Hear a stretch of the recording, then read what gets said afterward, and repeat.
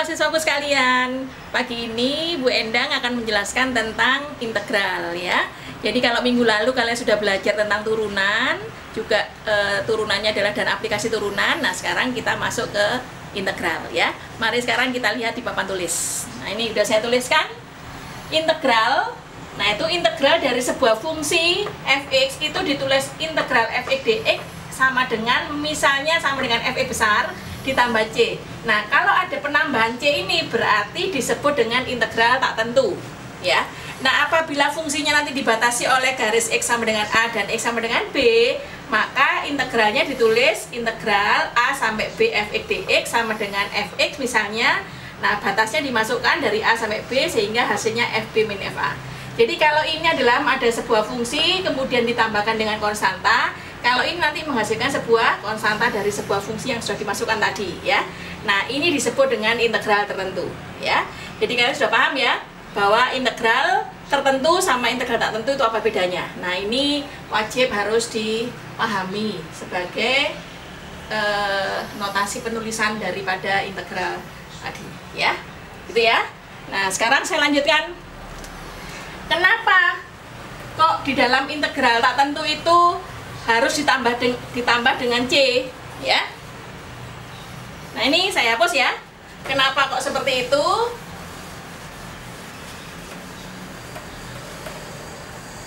Nah kalian ingat misalnya saya punya Y sama dengan X pangkat 3 ya. Nah misalnya seperti ini. Nah kalau ini saya turunkan maka hasilnya apa? dy per dx sama dengan 3x kuadrat ya. Nah integral itu cikal bakalnya adalah dari diferensial. Maka dari derivatif ini ketika saya diferensialkan menjadi apa? dy sama dengan 3x kuadrat dx ya. Jadi ini pindah ke sini jadi dx ya. Nah sehingga ketika semua ini saya integralkan, integral dy apa? Integral dy adalah y, terus integral 3x kuadrat dx, 3-nya boleh keluar, maka di sini hasilnya 3/3 x pangkat 3 ya ditambah c. Jadi hasilnya ada berapa? Ini dicoret x pangkat 3 ya. Nah ternyata kita kembali lagi di sini ada c. Nah ini kalau saya 0. Sekarang kalau saya punya y sama dengan x pangkat 3 dikurangi 1000, maka turunannya tetap dy per dx adalah 3x kuadrat ya, 1000 misalnya. Nah 1000 ini turunannya apa? Ya 0. Maka nilai 1000 atau kalau ini saya tambahkan 0 nilai 0, semua ini diganti oleh c. Nah ya, jadi sebenarnya integral itu sama aja dengan kita membuat anti turunannya ya. Nah itu kenapa harus sama dengan c. Jadi kalau kalian nanti menjawab soal ujian, kita menentukan soal integral itu untuk tak tentu, kalian tidak ada c-nya, ya saya salahkan ya, karena nanti akan berbeda artinya ya. Seperti itu integral tak tentu ya. Nah ya, paham ya. Nah berikutnya kalau integral tertentu, ini sebagai pengantar dulu ya. Integral tertentu, integral tertentu. Nah ini nanti kalian harus ingat-ingat ada sifat-sifatnya ya. Misalnya saya punya fungsi a sampai a fx dx ya, maka hasilnya apa? Hasilnya kan sama dengan fx, batasnya dimasukkan a sampai a, artinya saya punya fa dikurangi fa sama dengan 0 ya. Jadi kalau batasnya sama. Atau demikian juga kalau saya punya ab fx dx ya, ini katakan sifat 1, ini sifat 2, fx dx sama dengan sekian ya, maka apa yang terjadi? Yang terjadi adalah kalau saya balik batasnya, yang atas jadi bawah, yang bawah jadi atas, maka ini menjadi minus fx dx ya. Jadi ketika ini diuraikan, apabila dikalikan minus hasilnya akan sama ya. Ini sifat yang kedua. Nah berikutnya saya juga punya sifat, kalau saya punya a sampai b fx dx, nah ini sifat antara namanya, maka saya punya apa di sini? Saya bisa saja, ini saya pindahkan ke atas ya. Nah, saya bisa saja punya nilai A sampai dengan C. Jadi ini adalah C antara A dan B, fx dx ya. Nah, ditambah dengan C lagi, ini sampai B fx dx ya. Jadi ketika kalian menguraikan nilai ini sama menilaikan nilai ini tadi ditambahin dengan ini A sampai C, C sampai B, hasilnya akan sama ya. Ini sifat-sifat integral tertentu ya. Nah, nanti seringkali integral tertentu ini dipakai dalam aplikasi integral ya. Jadi lebih lanjutnya lagi saya akan membahas pada aplikasi integral. Nah, sedangkan kalau yang integral tak tentu, nanti saya akan membahasnya pada teknik pengintegralan ya. Nah, ini cukup mengerti sampai di sini? Ini konsepnya ya. Kalau sudah mengerti, nanti saya lanjutkan masuk ke dalam teknik pengintegralan ya. Saya tutup sampai di sini dulu, silakan ditulis.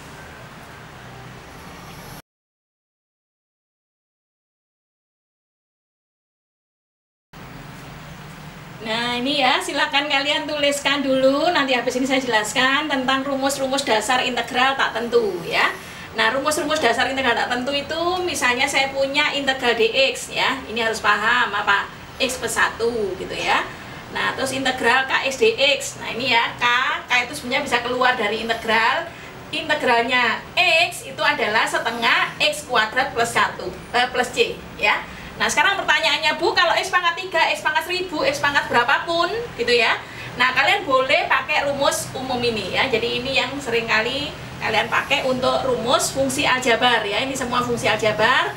Nah, X pangkat N integralnya apa? Seper N plus 1, X pangkat N plus 1. Jadi kalau tadi X kuadrat berarti X saja, berarti setengah X pangkat 2. Kalau X kuadrat, sepertiga X pangkat 3, demikian seterusnya ya.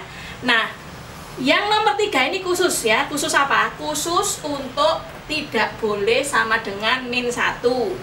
Nah, mau kalian semuanya mau pakai apa namanya, bilangan bulat positif, bilangan bulat negatif, atau bilangan pecahan positif, pecahan negatif, boleh menggunakan rumus ini.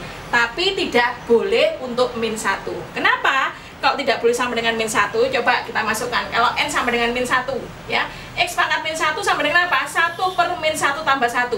Min 1 tambah 1 berarti 0, berarti 1/0. Adakah nilai 1/0? Tidak ada ya. 1/0 itu tidak didefinisikan, maka di sini boleh untuk semuanya kecuali N tidak sama dengan min 1. Nah, pertanyaan berikutnya, loh Bu, kalau sama dengan min 1 gimana? Kalau sama dengan min 1, penyelesaiannya bukan pakai rumus ini, tapi pakai rumus ini ya, nomor 4, yaitu apa? X pangkat min 1 itu sama aja dengan seper X dx. Nah, masih ingat kemarin, ini semua rumusnya adalah kebalikan dari turunan ya. Integral dx per x itu sama dengan ln x, atau ln x kemarin turunannya apa? Seper x ya. Jadi kalau saya punya integral X pangkat min 1 atau seper X dx, integralnya adalah ln x plus c ya. Yang kelima, ini adalah integral transenden. Berikutnya adalah E pangkat X ya. Ini logaritmis, ini eksponensial tepatnya. E pangkat X dx tetap E pangkat X plus C ya. Nah, sekarang integral, jadi kalau saya batasi ini adalah fungsi aljabar, ini logaritmis sama fungsi eksponensial. Nah, ini adalah fungsi trigonometrinya ya. Kemarin kalian tahu turunan cos adalah min sin. Jadi kalau integralnya sin, min cos. Turunannya sin adalah cos X, kalau turunannya cos adalah sin X ya. Ini 6 dan 7, ini adalah fungsi-fungsi trigonometri ya. Nah, trigonometri yang lain apa? Saya hapus ya. Silakan ini ditulis, setelah ini saya hapus. Kalau sudah ditulis, saya hapus ya. Nah, berikutnya rumus dasar yang ke-8 ya. Jadi setiap ada sebuah materi selalu ada rumus dasarnya ya. Nah, gitu. Nomor 8 yaitu apa? Contohnya misalnya ya, kalian sebenarnya cukup sin sama cos, itu yang diingat-ingat. Contohnya kemarin apa? Turunan dari sekan ya. Nah, itu harus diingat-ingat lagi. Nah, sekarang nomor 8. Misalnya kayak tangan lah, saya beri contoh tangan X dx ya. Tangan X dx. Nah, kemarin apa? Integral tangan itu adalah turunan tangan adalah sekan kuadrat X. Sekarang kalau integral tangan sama dengan apa? Tuh ya. Nah, atau sebaliknya, saya punya integral sekan kuadrat X dx itu adalah tangan X ya plus C itu. Karena turunan tangan adalah sekan kuadrat. ini saya hapus dulu ya, atau ini saya anggap sebagai nomor 8, yang ini nomor 9 ya, nomor 8, ini nomor 9. Nah 9 saya jelaskan kenapa kok integral tangen X dx sama dengan apa habis ini. Nah masih ingat kalian, integral ini adalah sin X per cos X tangen itu ya dx ya. Nah ini sama aja dengan apa, kalau U ya pakai metode substitusi. Nanti kalian akan belajar lebih lanjut lagi. Ada khusus teknik pengintegralan untuk metode substitusi ya. Ini saya pakai aja sebagai rumus dasar misalnya. Saya punya U sama dengan apa? Cos X ya. Maka DU-nya apa? Turunan cos adalah min sin X dx ya. Jangan lupa integral itu cikal bakalnya adalah dari diferensial. Jadi bukan DU per dx derivatif, tapi DU sama dengan sekian dx ya. Ini diferensial. Maka dari sini saya akan punya apa di sini? Sin X dx ada enggak di sini? Ada sin X dx. Jadi sin X dx-nya sama dengan apa? Sin X dx. Nah, minusnya pindah kemari, minus DU. Jadi ini saya tulis integral sin X dx diwakili oleh min DU, sedangkan cos X itu diwakili oleh apa? U. Nah, ini yang tadi. Ya, rumusnya apa? Yaitu rumus sama dengan X pangkat min 1 ya, sama dengan apa jadinya? Sama dengan min ln U, atau kenapa kok ln integral DU per U ya. Jadi sama dengan apa? Sama dengan min ln U ya. Kembali ke sini, min ln U plus C, U-nya apa? U-nya adalah cos X, jadi ln cos X plus C. Nah, bisa saja sama dengan, jadi cukup dengan ini boleh ya. Ini adalah integral tangen X. Atau boleh juga saya lanjutkan seperti ini, ln cos X dari di beberapa referensi bisa dijadikan sini, bisa jadi seperti ini ya.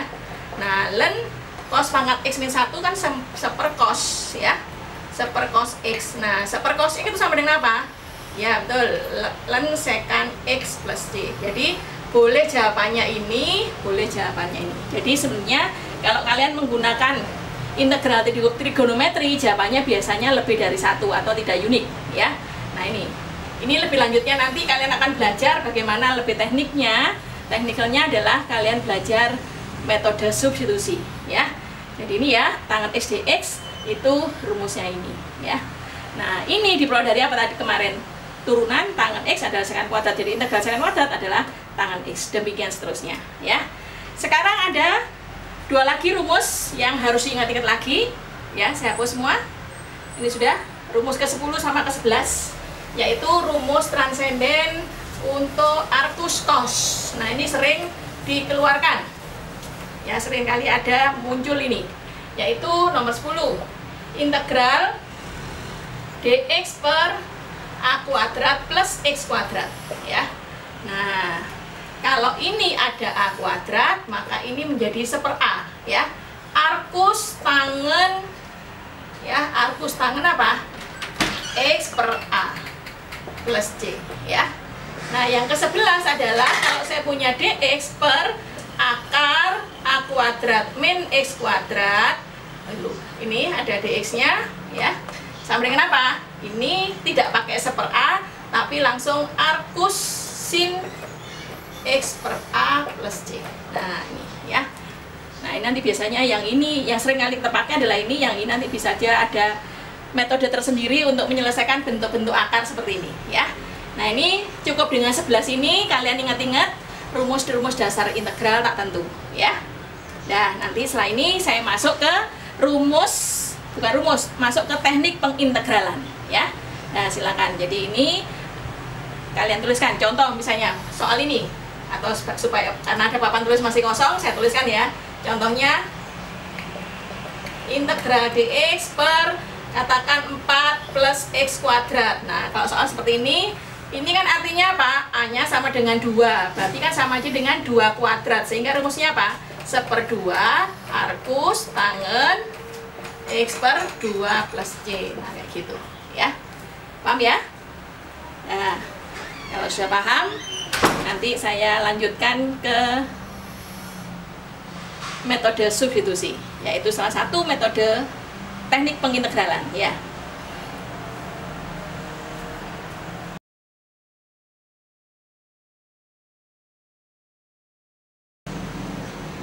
Ini ya, saya lanjutkan sekarang ya. Saya punya teknik pengintegralan. Metode yang pertama adalah metode substitusi ya. Ini teknik pengintegralan untuk yang integral tak tentu ya. Nah, kapan kita menggunakan metode substitusi? Apabila digunakan untuk integral yang bisa saling menggantikan sehingga mudah untuk diselesaikan. Nah, jadi kalau nanti ternyata kita bisa saling menggantikan dan tidak mudah diselesaikan, ya jangan pakai metode substitusi, tapi pakai metode-metode yang lain ya. Jadi sekarang kita menggunakan metode substitusi. Ini contohnya saya beri contoh yang sederhana aja ya. Misalnya saya punya x kuadrat plus 4 pangkat 3 x dx ya. Nah, sebenarnya kalau kalian menggunakan cara metode biasa, itu harusnya apa? Harusnya kalian uraikan di sini. Nah, diuraikan kemudian disederhanakan sehingga hasilnya dapat ya. Tapi kalian bisa memanfaatkan metode substitusi ini. Contohnya misalnya sekarang, kalau seandainya ini saya substitusi, saya ganti dengan variabel yang lain, kemudian hasilnya apa? Maka kalau bisa saling menggantikan, kalian gunakan substitusi. Contohnya misalnya, saya misalkan ya, misal hasilnya U sama dengan X kuadrat plus 4. Jadi ini saya misalkan. Maka DU-nya apa? DU-nya adalah 2X dx. Nah, di sini ada X dx. Berarti sekarang ini X dx itu sama dengan berapa? X dx sama dengan 2 ini pindah ke sini jadi setengah DU. Sehingga integral substitusi ini menggantikan apa? X kuadrat plus 4 jadi U, saya tulis U pangkat 3 ya. Maka di sini saya kalikan berapa? X dx-nya. X dx-nya adalah setengah DU. Jadi, nah begitu kalian punya integral U pangkat 3 DU ini, apa yang terjadi? Mudah kan untuk disederhanakan atau diintegralkan. Kalian sudah tahu rumus dasarnya, yaitu apa? Setengah yang depan ini 1/4 U pangkat 4 ditambah C ya. Nah, kembali lagi hasilnya apa? U-nya kembali lagi ke sini, yaitu X kuadrat plus 4 dipangkatkan 4 ditambah C. Nah, ini jawabannya ya. Maka ketika kalian menggunakan metode substitusi, kalau saling menggantikan, maka kalian akan mudah untuk menyelesaikannya ya. Demikian, saya lanjutkan ke contoh yang kedua ya. Contoh yang kedua misalnya, sudah tulis? Silakan saya beri kesempatan untuk menulis. Nih ya. Nah, kalau sudah saya hapus ya. Saya hapus. Nah, saya masukkan misalnya contoh soal tentang trigonometri ya. Misalnya sin 3x cos 3x dx. Ya, ini misalnya ya. Integralnya apa? Nah, ternyata di sini ada 3x, ada 3x kurang ya. Kurang x-nya. Ada 3x dx ya. Jadi ini. Nah, ini bisa saja kalian menyelesaikannya apa? Menggunakan substitusi 2 kali. Contohnya misalnya untuk memudahkan, saya substitusi misalnya U sama dengan 3x. DU-nya apa? DU-nya adalah sama dengan 3dx ya. Nah, sehingga ketika saya punya ini semua, dx-nya berapa? Dx-nya sama dengan 1/3 DU ya. Dx-nya ini pindah ke sini, ini pindah ke sini jadi 1/3 DU. Jadi integral ini sama dengan apa? Sama dengan sin U terus kosinus U, dx-nya diganti 1/3 DU ya. Nah, ini. Nanti. Nah, sekarang bagaimana memisahkan lagi? Ini masih dalam bentuk integral. Penyelesaiannya adalah kalian boleh memakai sin U atau cos U sebagai pemisahan. Saya misal lagi dengan variabel lain ya. Jangan sama-sama U karena sudah ada U di sini. Misalnya Z sama dengan apa? Z sama dengan cos U. Saya ambil yang cos U ya. Maka di Z-nya apa? Nah, ini harus ingat lagi rumus turunan sama rumus integral ya. Kalau turunan cos U adalah min sin U, kalau nanti integral sin U itu adalah min cos U. Jadi kalau saya punya dz ini apa? Min sin U du ya. Nah, sin U du sudah ada di sini ya. Sin U du ada di sini. Jadi sama dengan apa?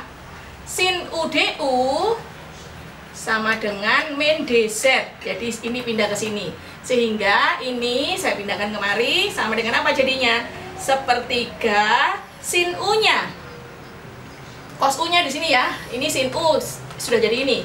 Cos U-nya jadi apa? Jadi Z. Sin U du-nya jadi min dz ya. Jadi kalau disederhanakan menjadi apa? Min sepertiga z dz.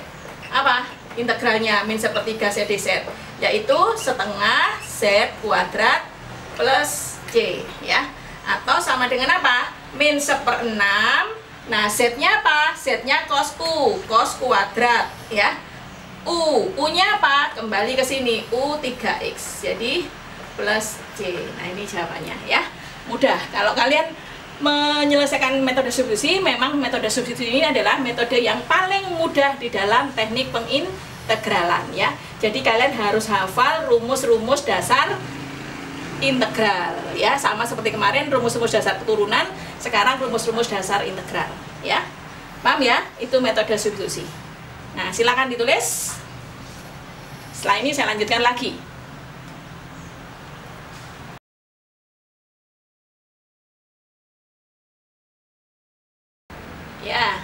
Ya, ini saya berikan soal, ada 4 soal contoh dengan menggunakan metode substitusi. Ayo, ini memang agak sulit sedikit ya, supaya kalian berpikir kalau metode substitusi biasa itu langsung aja nanti ya. Ketika kalian coba dengan substitusi saling menggantikan, maka gunakan metode substitusi ya. Contohnya nomor 1. Ayo, siapa yang bisa? Nah, ini kira-kira saya bisa pakai substitusi apa? Ya, saya tuliskan di sini ya dengan tulisan kecil-kecil ya, semoga kelihatan. Misalnya U adalah yang menyebabkan kita sulit ada di sini ya. U sama dengan apa? U sama dengan 2y kuadrat min 5.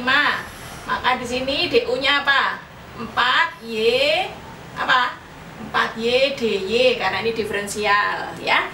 Nah, Bu, di sini adanya 3y. Tidak ada 4y, ya diambil aja yang y. Jadi y dy sama dengan berapa? Y dy sama dengan 1/4 du. Nah, sehingga ketika saya mengerjakan ke sini, 3-nya boleh keluar ya. Jadi y dy sudah diganti dengan apa? 1/4 du. Terus 2y kuadrat min 5 di akar, berarti akar u. Nah, mudah kan jadinya kan? Jadi kalau saya lanjutkan sama dengan apa? 3/4. Terus u pangkat berapa? Naik ke atas, u pangkat min setengah du. Nah, ini kan mudah kan? Ini termasuk apa? Termasuk rumus dasar integral. Sama dengan apa? Sama dengan 3/4, yaitu saya pakai aja rumus dasarnya ya. U pangkat n sama dengan apa? 1/n plus 1. Jadi min setengah plus 1. U pangkat min setengah tambah 1 ditambah C. Jadi berapa ini? Min setengah tambah 1? Setengah. Naik ke atas jadi 3/4 kali 2 ya. U pangkat setengah plus C. Kembalikan lagi. Ini saya coret tinggal 2. Jadi 3/2. U-nya apa? U-nya 2y kuadrat min 5 pangkat setengah atau akar ditambah C ya. Selesai. Ini ya. Ini saya teruskan habis ini. Sudah tulis dulu. Habis ini saya hapus ya. Paham ya di sini ya. Jadi kalian mana yang kira-kira bisa dijadikan sebagai substitusinya ya. Nih. Jadi kalau sudah ngerti, nah, saya lanjutkan lagi ya. Saya lanjutkan lagi soal nomor 2 ya. Soal nomor 2 kelihatan sulit, padahal sepertinya tidak juga kalau menggunakan metode substitusi. Ya, saya hapus. Nah, saya hapus di sini ya. Ini saya hapus lagi. Nah, sekarang kita selesaikan yang nomor 2. Ya, nomor 2. Nah, ini juga gampang, kalian lihat polanya. Ini X ada 4, ada 9, ada E pangkat 2X. Nah, ini sebenarnya bisa disederhanakan jadi ini 2 kuadrat ditambah 3 kuadrat E pangkat X kuadrat dx. Nah, ya, semua mengandung kuadrat di sini ya. Sehingga ketika saya tulis apa di sini ininya ya. Atau ini saya masukkan aja ya 3-nya ya. Saya masukkan 3-nya. Sama dengan 3E pangkat X kuadrat gitu ya. Nah, masih ingat ini rumusnya apa ini? Ya, jadi kalian ambil U-nya berapa? U-nya adalah ini semua, yaitu 2 atau boleh U-nya adalah yang ini, 3E pangkat X ya. DU-nya apa DU-nya? DU-nya turunan dari turunan integral dari E pangkat X. Diferensialnya ya, diferensialnya 3E pangkat X adalah 3E pangkat X dx tetap ya. Di sini ada E pangkat X dx ya. Ada E X dx jadi sama dengan berapa? 1/3 DU, ini pindah ya, yang nomor 3 ini, yang 3 itu pindah. Maka sekarang kita kembali ke sini. Jadi sama dengan apa? Sama dengan E pangkat X dx-nya diganti 1/3 DU ya. Yang ini diganti apa? 2 kuadrat plus U kuadrat. Nah, masih ingatkah ini? Ini rumus tadi adalah rumus arkus tangen ya. Jadi 1/3 integral DU per 2 kuadrat plus U kuadrat. Ini kan sama dengan A kuadrat plus U kuadrat. Jadi sama dengan apa? 1/3 kali 1/3-nya dari sini. Terus 1/A-nya 2. Arkus tangen U per 2 plus C. U-nya apa? Kembalikan lagi. U-nya adalah ini ya. Jadi saya punya 1/6 arkus tangen 3E pangkat X plus 2 per 2 plus C ya. Nah, ini adalah jawaban untuk nomor 2 ya. Nah, silakan ditulis lagi. Setelah ini saya hapus lagi untuk mengerjakan soal nomor 3 ya. Jadi artinya apa sebenarnya? Artinya bahwa metode substitusi ini adalah substitusikan, kemudian bawalah menjadi rumus dasar, sehingga ketika kalian hafal rumus dasar integral, maka akan bisa menyelesaikan bentuk integralnya ya. Paham sampai sini? Nah, kalau paham, maka saya lanjutkan ke soal nomor 3 ya. Saya hapus ya. Nah, ini karena papan tulisnya kecil, sementara saya hapus ya. Sekarang nomor 3. Untuk jawab nomor 3 ini kalian butuh modifikasi ya.